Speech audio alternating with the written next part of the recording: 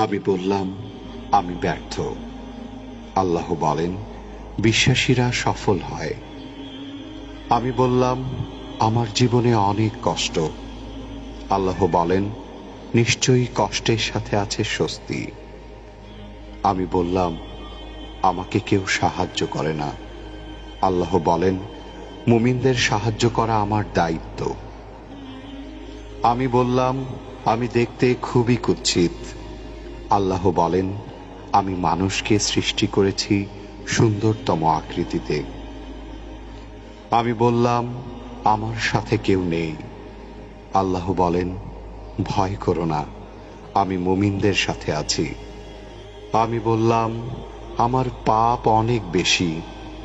আল্লাহ বলেন, আমি তওবাকারীদের ভালোবাসি।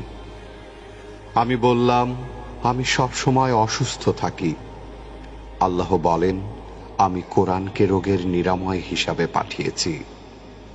আমি বললাম, এই দুনিয়া আমার ভালো লাগে না। আল্লাহ বলেন, তোমার জন্য পরকাল ইহকাল অপেক্ষা শ্রেয়।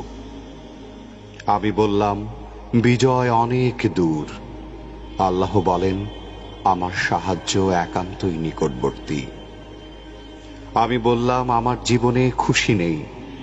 আল্লাহ বলেন, শীঘ্রই তোমার রব তোমাকে এত দেবেন যে তুমি খুশি হয়ে যাবে।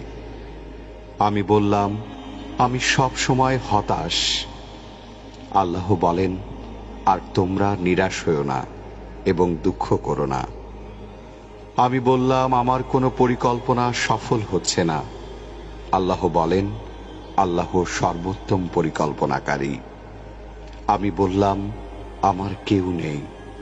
আল্লাহ বলেন, যে ব্যক্তি আল্লাহর উপর ভরসা করে তার জন্য আল্লাহই যথেষ্ট।